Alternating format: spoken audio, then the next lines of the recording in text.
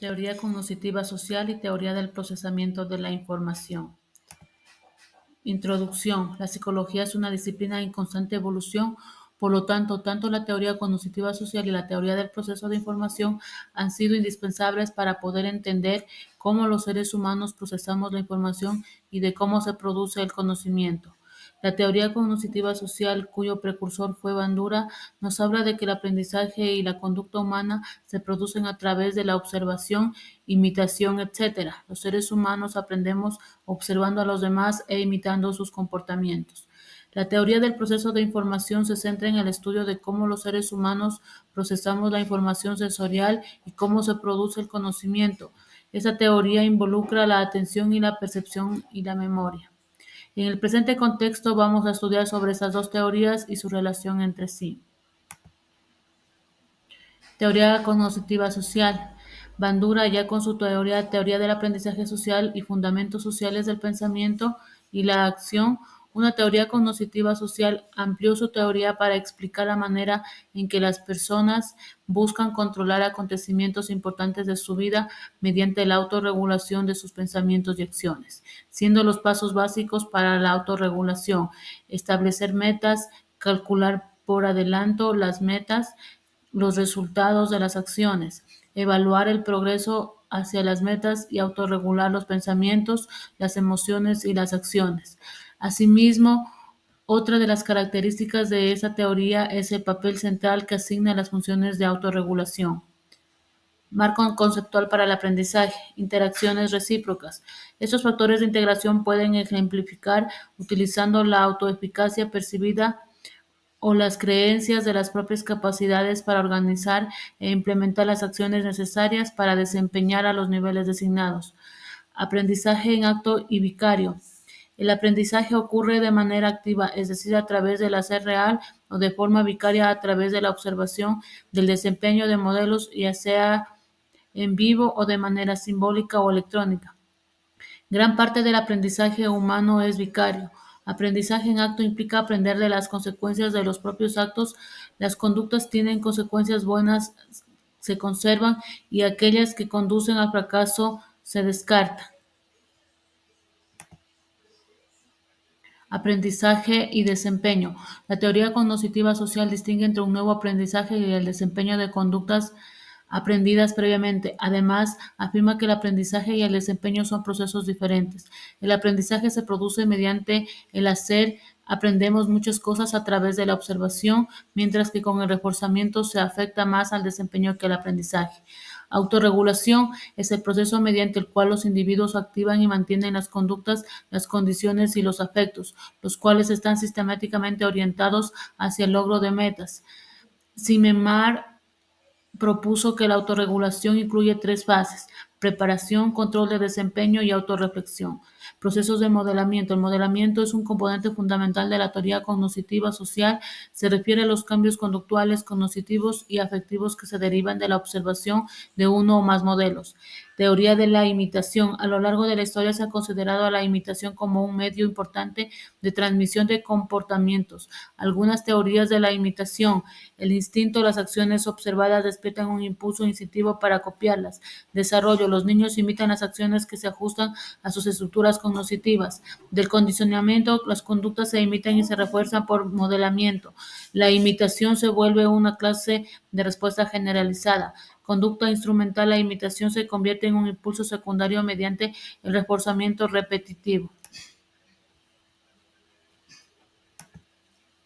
Influencia sobre el aprendizaje y el desempeño. Estado de desarrollo de los aprendices. Factores que afectan el aprendizaje y el desempeño por observación: el estado de desarrollo, el prestigio y competencia del modelo, consecuencias vicarias, expectativas del resultado, establecimiento de metas, propiedades de las metas y sus efectos, especificidad, proximidad, dificultad.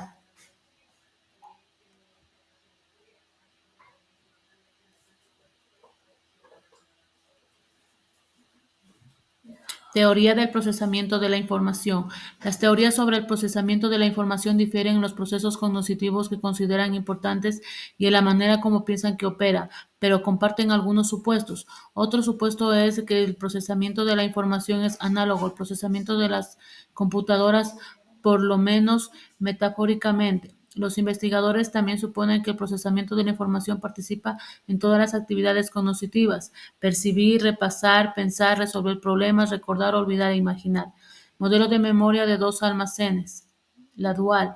El proceso de procesamiento de la información comienza cuando uno o más sentidos, como el oído, la vista y el tacto, perciben un estímulo, ya sea visual o auditivo. El registro sensorial adecuado recibe la información y la mantiene un instante en forma sensorial. En este momento, cuando ocurre la percepción, el proceso en el que se le da significado a un estímulo es por lo general no recibe un nombre, ya que al tomar un nombre algún tiempo y la información permanece en el registro sensorial apenas una fracción de segundo.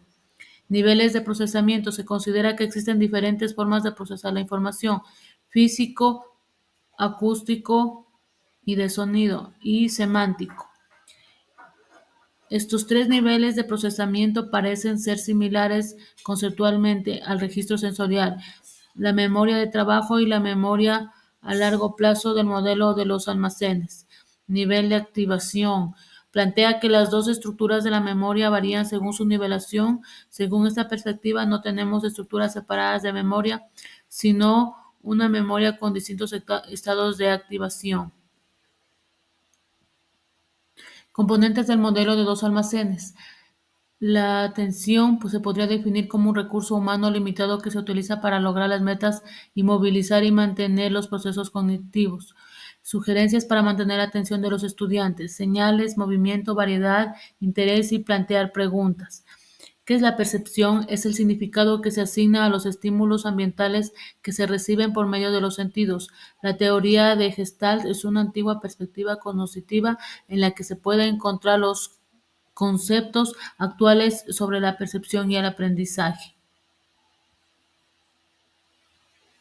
La teoría Gestalt comenzó en Alemania a principios del siglo XX, encabezado por un pequeño grupo de psicólogos. La esencia de la Gestalt es que los objetos o los acontecimientos se ven como un todo organizado. Según las perspectivas de la Gestalt, el aprendizaje es un fenómeno cognitivo que consiste en reorganizar las experiencias en distintas percepciones de objetos, personas y personas. Principios: figura fondo, proximidad, semejanza. La proximidad supera la semejanza, destino común, sencillez y cierre. Memoria a corto plazo es la memoria de la conciencia inmediata, la cual desempeña dos funciones críticas: la de mantenimiento y la de recuperación.